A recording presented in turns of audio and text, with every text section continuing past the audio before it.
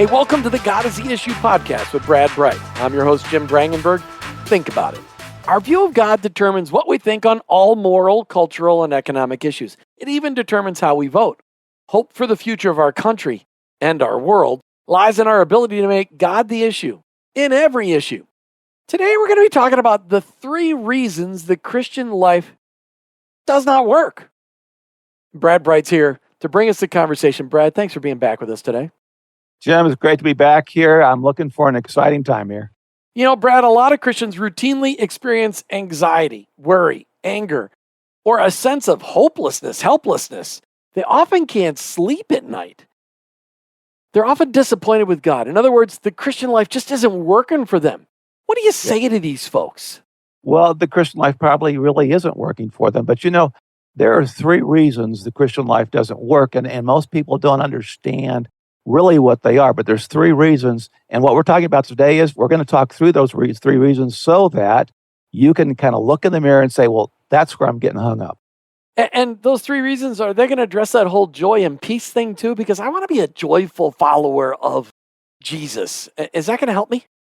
Yes. Yeah. Look, if you want to experience the joy and peace Jesus promised and your heart is good, well, then you should be able to. And if you're not, there's one of 3 reasons why. Are there only 3 reasons why the Christian life might not work for someone? Well, actually, there's a 4th reason. But the 4th reason I can't help you with. And that 4th reason is if you just want to live life on your own terms and you don't really want to follow God, I can't help you. But if your heart is good and you do honestly desire to want to follow God, but you feel stuck, that's what we're talking about today. Those are the 3 reasons we're talking about. Okay, all right. So let's just start off. What's the first reason the Christian life just doesn't work for some folks? Well, it's just lack of knowledge. You don't know what you don't know. And bottom line is you don't really know who God is. Oh, yeah, you've heard things about God. You have an idea about who God is. But your view of God doesn't go very deep. Now, I'm not talking about whether you prayed a prayer of salvation or you sat in church for 20 years, but you have an inadequate view of God. Your view of God is too small. And these are the folks who they've experienced the anxiety, the worry, the anger, the helplessness. It's why you often can't sleep at night. It's because you don't understand really who God is. And that's the intellectual component of really digging down and saying, God, who are you anyway? And really begin to understand the character and nature of God. Why do you think it is that people have a lack of knowledge? I mean, a lot of Christians are going to church on Sunday. A lot of them have a Bible or 2 or 10 of them at home. Why do you think it is? Why do you think it is? Because you've sat in church all your life, right? Or 20 years, 10 years, however long, but you've never really personally gone and delved deeply into who is God. As my dad said, we can trace all our human problems to our view of God. So if you're experiencing a lot of different problems and you don't have peace in the midst of it, I can promise you it somehow or the other goes back to how you're seeing God. All right. So you're saying we could trace all of our human problems to our view of God. So then was your dad saying that a flat tire is a result of our inadequate view of God? No, but he said what he was saying is your response to that flat tire is a result of your view of God. Are you seeing it as a problem or are you seeing it as an opportunity to see God work? A friend of mine in Phoenix, he didn't become a believer till later in life, but he had different sayings like if it's odd, it's God. But what did that turn out? What did that result in? Well, when he got a flat tire, he would start looking around and saying, God, who do you want me to talk to? Instead of getting frustrated with the flat tire, he understood God was getting ready to bring a divine appointment into his life in all likelihood. And that's the difference. It's really perspective on the circumstances of the situation, not the situation itself. Yeah, it goes back to something we said in a past couple of podcasts. We got to stop asking, why God? Why God? Why me? Why God? And start asking, what? What is it you want me to learn from this guy? I mean, that's a powerful concept, just to be able to switch it from why, which is all about you, and what, when it's all about him. All right, so if Christians have an inadequate view of God, it probably means that people in church have misconceptions of who God really is. Am I right? You are so right. How many things do I hear people say, including some pastors, that I just go, well, that's just not biblical. I mean, for instance, the statement that I hear all the time is God will never give you more than you can handle. Uh, Have you really thought about that statement? I mean, it's related to another misconception that God just wants me to be happy. No, let me be very clear. If God loves you, he is going to routinely give you more than you can handle. Why? So that you'll learn to rely on him. That's what the Christian life is. 2 Corinthians 1, verses 8 and 9, Apostle Paul says, we were under great pressure, far beyond our ability to endure, so that we despaired of life itself. Indeed, we felt we had received the sentence of death, but this happened that we might not rely on ourselves, but God. Think of yourself as an athlete. God is your coach. And what God does is he makes you do what you don't want to do in order so you can become what you want to become. And God wants to conform us to the image of Jesus. And sometimes that process hurts a little bit, but it grows us. Maybe the line should be, God will never give you anything more than you can handle with him by your side. Clearly. That's the point. As we rely on God, we're more than conquerors. More than conquerors. But the point is we have to learn to rely on the Spirit of God. All right. So why is this so important? Why is it important to have an accurate view of God? What difference does it make in the life of a Christian? How does it make the Christian life work? Look, bottom line, the Christian life is a trust relationship. That's really all it is. And you can't trust someone you don't know. And if you don't know who God really is, you'll never be able to completely trust him. And if you never completely trust him, the Christian life will never really work for you. At best, your life will be a spiritual roller coaster, full of ups and downs. You'll have highs sometimes, but then you'll have these real lows. You'll never consistently experience the joy and peace Jesus promised. I mean, that's why my dad said, the most important thing to teach another believer is the attributes of God. That is the character and nature of God. We're having a conversation today with Brad Bright about the 3 reasons the Christian life does not work. You're listening to the God is the Issue podcast with Brad Bright. We'll be right back. Want to know more about how you can make God the issue in every issue? Get your copy of Brad's book, God is the Issue. Now in its 3rd edition, you can get your ebook copy at brightmedia.org. Even better, if you subscribe to this podcast, you'll receive a coupon for 1 free download of God is the Issue ebook.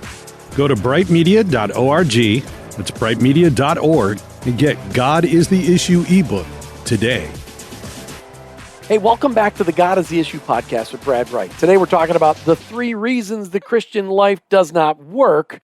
What a great conversation. And Brad, I know you're trying to be funny with that title, but the Christian life really can work. But here's the 4 reasons that it doesn't work. All right, let's say I have a great understanding of God, who God is. Will the Christian life work for me now? Will I experience the joy and peace Jesus promised? Well, you're in much better shape now, but there's another step here. And let me put it this way. A number of years ago, 20 years ago, I was struggling to make a major decision. And so I called a friend of mine who's, had more gray hair than me and an older and wiser guy. And I said, can we get together, Chuck? And Chuck said, sure. And so we went up to British Columbia for 2 days. The first day, we were just walking the streets and talking. And at the end of the first day, Chuck turned to me, and I'll never forget it. He said, Brad, your intellectual theology is phenomenal. And I kind of thought to myself, yeah, it probably is. But then the other shoe dropped. He said, but your application stinks. See, you can have a great intellectual view of God, understand who God is, but your application could still stink. And if your application stinks, the Christian life isn't working for you. And I knew at that point it really wasn't working for me, but I was stuck and I didn't know what to go. You see, my problem wasn't a lack of knowledge. My problem was a lack of application. Wow, that's powerful stuff. I just want people to think about that because your mentor said your intellectual theology is phenomenal. You had a great knowledge of God. You probably had the Bible memorized in a lot of ways, but your application stinks. And that's where wisdom comes in. All right, so that must have been a serious wake-up call and a smack on the side of the face with a green treated 2x4. What does it look like to apply what you know about God? How did that conversation with Chuck shift your paradigm? Yeah, that conversation with Chuck, only a friend could say that to you, and you don't get angry, right? Because I knew he loved me, but he was very, very honest, and I needed to hear at that point. But one of the watershed moments of my life was an aha moment. It was shortly after I graduated from college, and I was sitting in my dad's office as a reporter there, from a Christian magazine, was sitting there with him. And the reporter was asking a number of questions. Here's kind of boilerplate questions. And finally, he asked a question I hadn't heard before. And he said, Dr. Bright, share with me a problem you face that the average Christian can relate to. And my dad said, I don't have any problems. And the reporter went, well, Dr. Bright, let's not over spiritualize this. We all have problems. And he proceeded to ask the question 7 times, 7 different ways, trying to get my dad to admit he had problems while I'm sitting here. And finally, my dad just looks at him and said, you need to understand something. I'm a slave of Jesus. It's not the slave's responsibility to be successful. The responsibility of the slave is to do what the master asks him to do. And when you understand that, you understand you don't have problems. You only have opportunities to see God work, or to see the master work, is what he said. And it hit me like a ton of bricks at that moment. I thought, that explains the life of this man I've called Dad all these years. He doesn't lose his cool. He doesn't get upset. He stays calm, and yet definitely in control. And I thought, that explains it. He doesn't have problems. He only has the opportunity to see the master work. So my question for the people in the audience today is, do you have problems? Or do you have opportunities to see God work? Well, let's just get personal here for a second before we go on to the next part of the conversation. How have you done since that day in your dad's office, seeing your dad say, I don't have problems, I got opportunities? How have you done applying that in your own life? Well, it's a process. You learn to apply that over time. But the way you learn to apply that is by delving in deeper into the nature and character of God. And as you do, you learn to trust God more. And as you learn to trust God more, you learn to love him more. It doesn't happen overnight. Even though intellectually I understood what had just happened in front of me with my dad, it's still a process that each of us has to go through of learning to trust God. And as you learn who he is better, you learn to trust better. All right. So are there any other questions you found that help you apply God's character to your daily life? I mean, what does this look like for Brad Bright on a daily basis? Yeah, there's another question that has been huge for my wife and myself. And it came out of a situation, a number of years ago, probably 20 years ago. We had our entire staff team over at the house. And what had been going on for the prior 6 months is my wife had been working on a project. And a number of people who had authority over her kept on saying, you don't know what you're doing. You don't have experience to do this. Who do you think you are? And yet Kathy knew that God had called her to do this.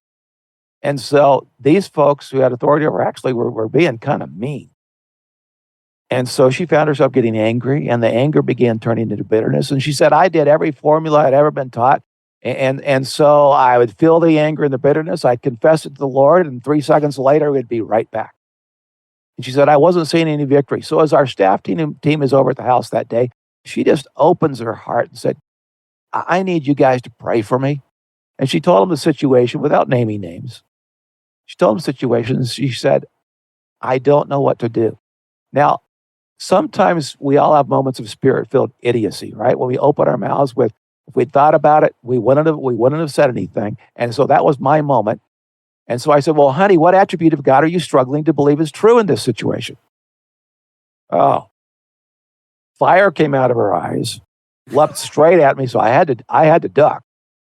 And then she said, I believe all of God's attributes are true. Thank you very much.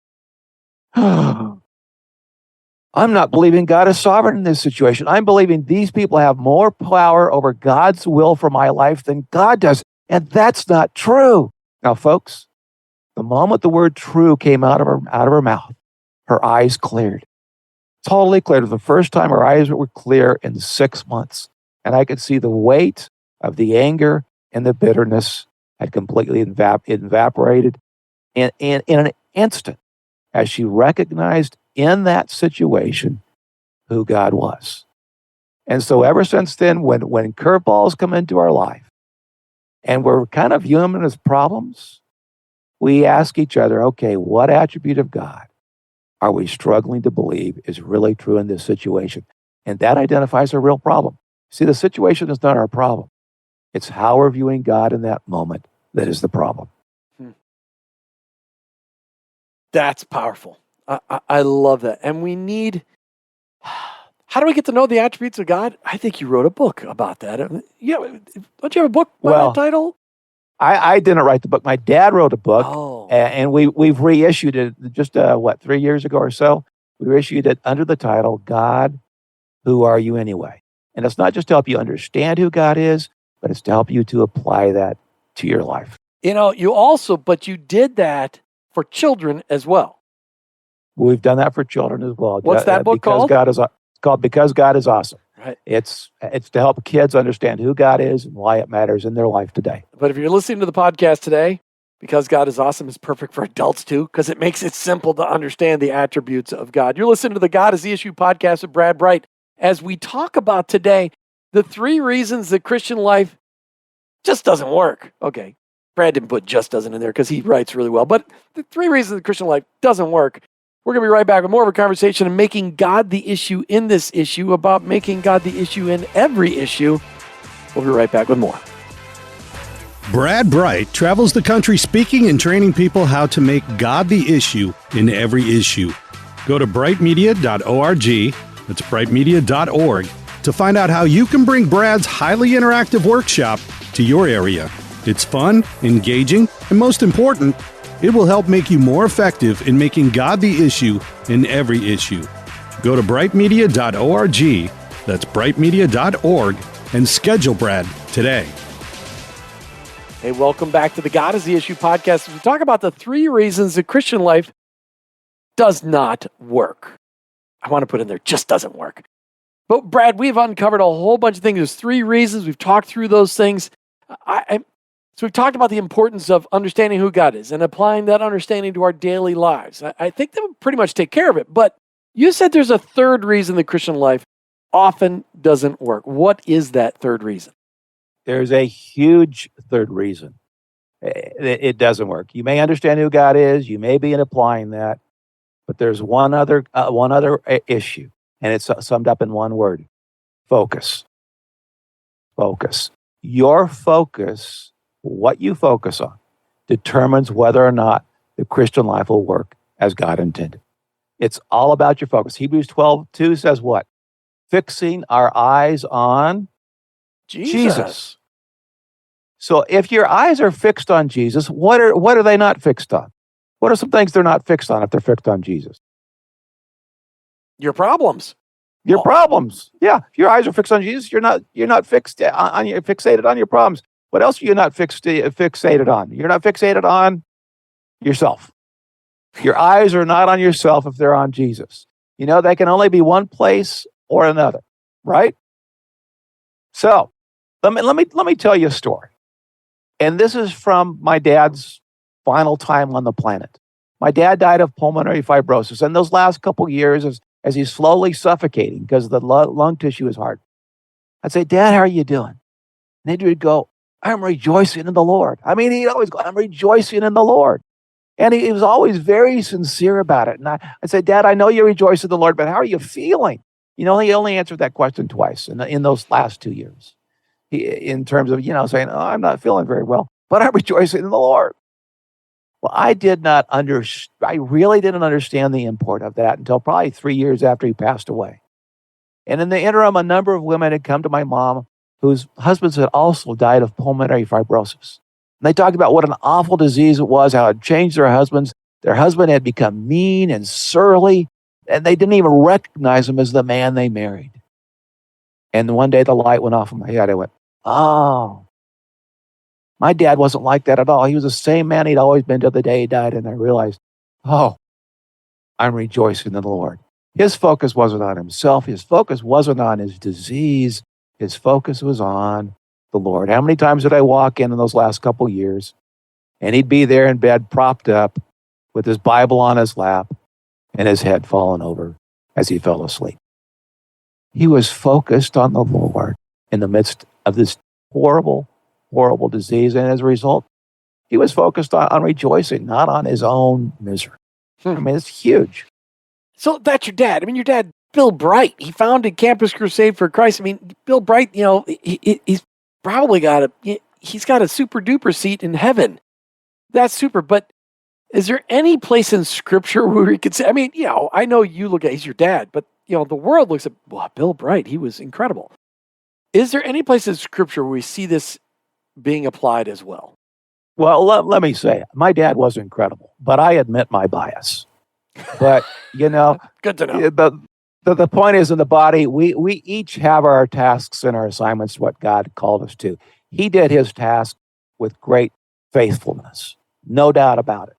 But there are other people who are called to other tasks that are not as high profile that also serve just as faithfully. So, as a son, I love my dad. I love putting him on a platform, but I don't in any way want to say that he was important and someone else wasn't who didn't have the same gifting. No, we all have a role in the body of Christ.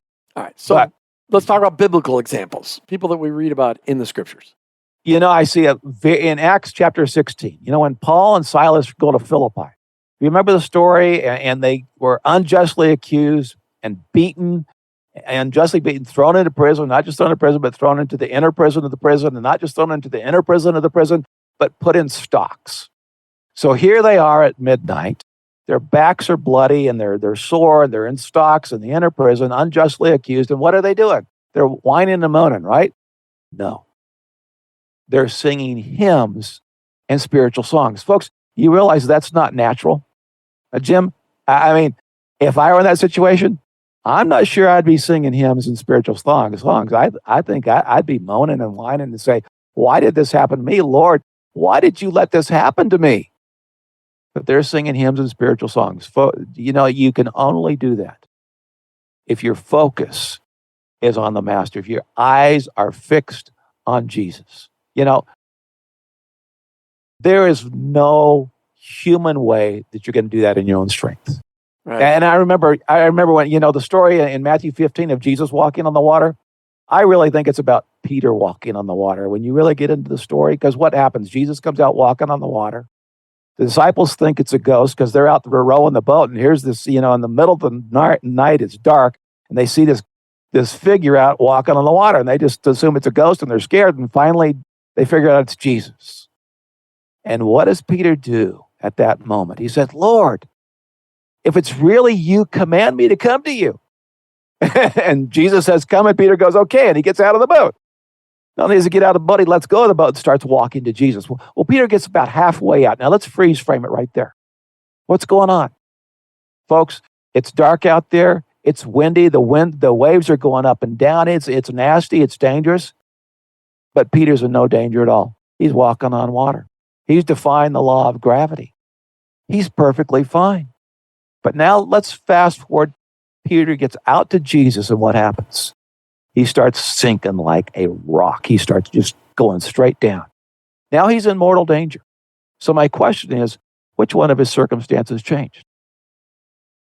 The answer is none of his circumstances changed. The only thing that changed was his focus. It's the difference between fixing your eyes on Jesus or not fixing your eyes on Jesus. His focus got onto the wind and the waves. And when we do that in life, what happens? We start having incredible problems. You see, Peter focused on the wrong thing there at the end. And as a result, his entire situation changed. You see, in any given circumstance, either your view of God will determine how you see your circumstances, or your circumstances will determine how you see God. That was true with Paul and Silas, and that was true with Peter walking on the water. I really like that. Either my circumstances will determine how I experience God, or my view of God will determine how I experience my circumstances. That's good. It's true. It's worth repeating. Either my circumstances will determine how I experience God, or my view of God will determine how I experience my circumstances. That's right. I mean, you cannot change yourself. You can't. I know you can't, because I've tried, and it doesn't work. The only thing I found I can change is to change my focus. But here's the thing. As I change my focus, it changes who I am becoming. and it will for you too. And as it changes who I'm becoming, it even changes what I love. Did you catch as I change my focus, it changes who I become. And as I change who I become, my focus and of what I love changes as well. See, you can't make yourself love God. You can't do it. But you can change your focus. You can choose to focus on God. And if you do, you eventually start to come to love God. And that's the way the Christian life works. The Christian life is not about what you do, not primarily. That's a symptom. The Christian life is primarily about what you focus on. And so unless you're focused on God himself, moment by moment, then you're focused on the wrong thing. And the Christian life isn't going to work for you. You want to know why the Christian life isn't working for you? You're focused on the wrong thing. You can't fix yourself, but you can fix your view of God. And you can fix your eyes on Jesus. And if you do, you'll wake up in the near future and go, I've changed. We mentioned earlier in the podcast that you wrote a couple of books about this, and your dad wrote one that you re-released, God, Who Are You Anyway? And you wrote a children's book as well. Brad, where can they get those resources?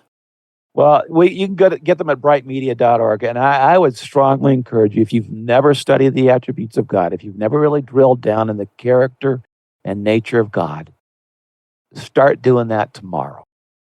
It will change your life as you come to understand who God really is and begin applying it to your life and begin getting your focus in the right place. You want to experience the joy and peace Jesus promised. That's where to start. Dad wrote this book specifically for you, not just to help you understand who God is, but to help you apply that to your life.